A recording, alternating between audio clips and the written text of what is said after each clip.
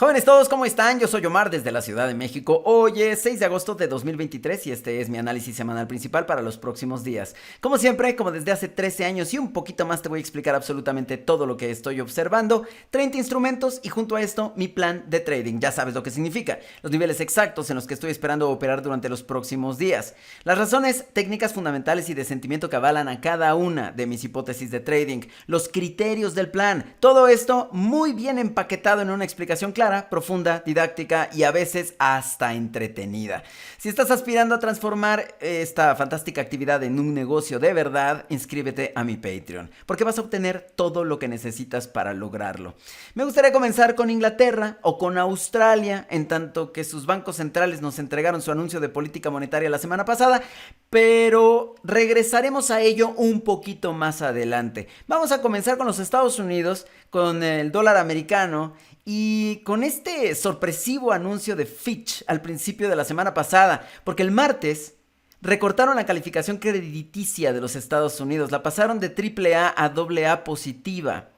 Antes de entrar al terreno especulativo, me gustaría comentar un dato curioso, y es que la última vez que ocurrió algo parecido fue hace exactamente 12 años. Un 6 de agosto de 2011, Standard & Poor's hizo lo mismo.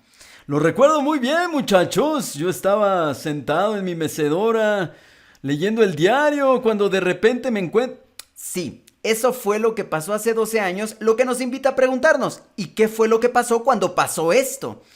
Como siempre, hay que recordar que no hay reglas absolutas al respecto. ¿Por qué no? Porque hay muchos elementos que determinan el comportamiento de un mercado financiero. O sea, no es solamente que Standard & Poor's o en esta ocasión que Fitch hayan recortado esa calificación para explicar lo que terminó pasando en los mercados, ¿de acuerdo? No es posible llegar a esa explicación única, ¿vale? Sin embargo, sí tenemos una idea. Y es lo que te quiero explicar a continuación.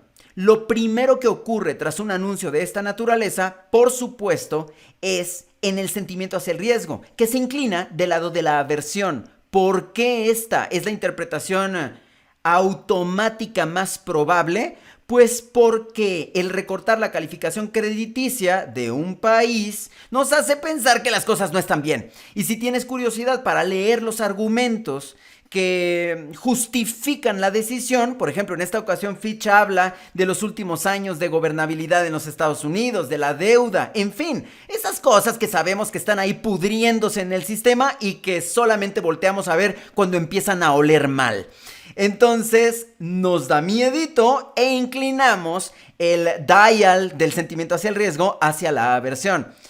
Por supuesto, esto tiene un efecto también casi inmediato en ciertos instrumentos, por ejemplo en el mercado bursátil. En un rato más vamos a regresar al gráfico del S&P 500 para que veas a lo que me refiero y cómo se fue desarrollando la acción del precio. Sin embargo, por ejemplo, podemos preguntarnos, ¿y qué pasa con el dólar americano?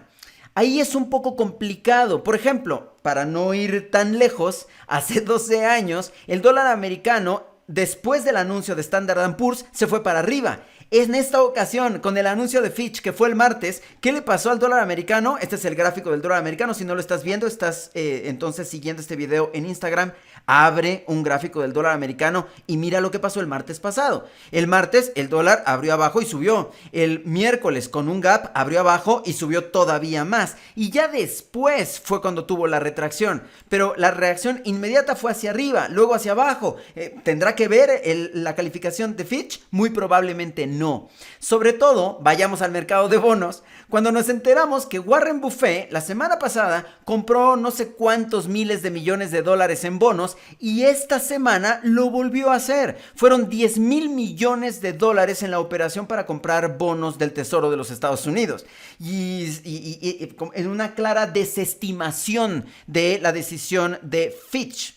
Bueno, luego, ¿qué otra cosa podemos ver relacionada con el sentimiento hacia el riesgo? Los metales. Y es que aunque la gente saca su dinero, por ejemplo, de la plata, lo mete en algún lugar, ¿cierto?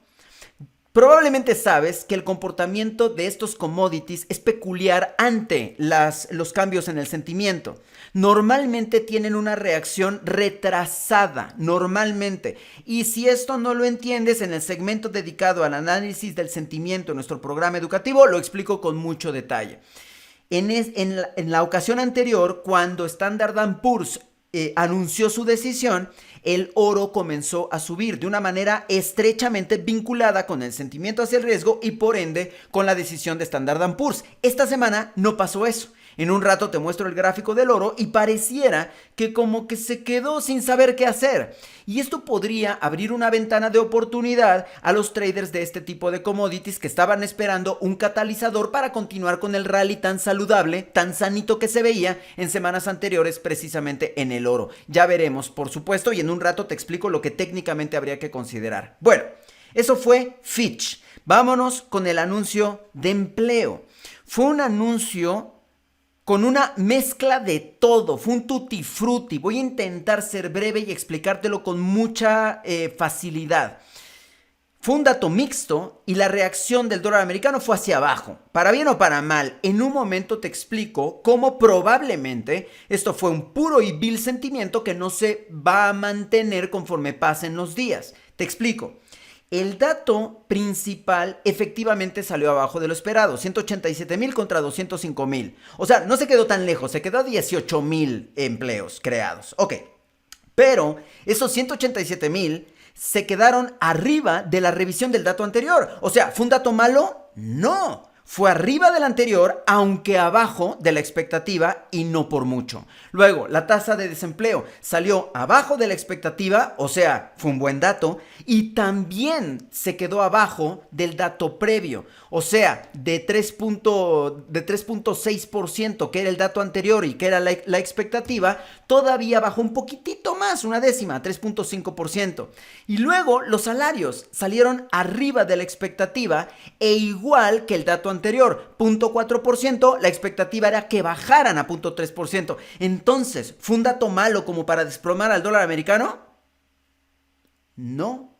¿Es un dato malo como para influir negativamente en la Reserva Federal? No. Aunque en este momento el mercado está apostando creo que un 13% para un hike en septiembre, o sea, obviamente para nada creen que va a haber hike. De hecho, Goldman Sachs ya salió a decir que la Fed ya está en terreno neutral. Hay voces que afirman que los datos se están apilando para que la Reserva Federal suba sus tasas de interés como un lujo adicional en septiembre, llevando la tasa a 5.75% y coqueteando con el 6%. En otras noticias de la Reserva Federal, sale Goldsby a decir que el corte de tasas está lejísimos, sale Bostic a decir que están en una fase en la que ya hay un peligro de over-tightening, o sea, de que hay que tener cuidado en seguir subiendo tasas de interés, pero que estarán en territorio restrictivo hasta muy entrado el 2024. En otras palabras, no van a cortar tasas de interés hasta el próximo año y probablemente hasta el segundo semestre, que era la expectativa más popular hace un par de semanas. Ya después como que se recortó, después del anuncio de la Reserva Federal. Viene el dato inflacionario la próxima semana. Ojo, esto ya lo sabíamos, son matemáticas, ¿ok? Ya sabíamos lo que iba a pasar. Te lo dije hace algunas semanas. La inflación se espera que rebote. Está en 3.0%. Se espera que suba a 3.3%. Por supuesto me refiero al dato anualizado.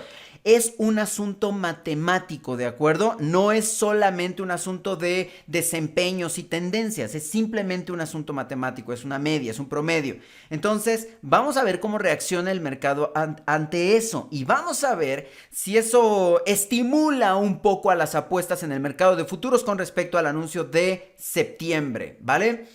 Y vamos a tener jueves de Unemployment Claims, como es costumbre, hay que poner atención. Acá ya te explicaba, ¿no? Primero el rally, luego la corrección, pero está encerrado, como puedes ver, en tierra de nadie, ese es el gráfico diario, y en el gráfico semanal todavía estamos en tierra de nadie, todavía estamos en rally, pero pareciera que la gasolina se empieza a extinguir. A mí me parece que las referencias están aquí, el rompimiento del 101.80 para abajo podría abrir el camino al 101, que es lo que muchos osan osos están esperando aquí. Vamos a ver si esto no cambia de dirección y se vuelve a encerrar aquí adentro, precisamente por lo que te acabo de explicar del dato de empleo. Hasta aquí voy a poner pausa al video que publico en redes sociales, pero continuamos con nuestro menú tradicional de los domingos, ¿vale?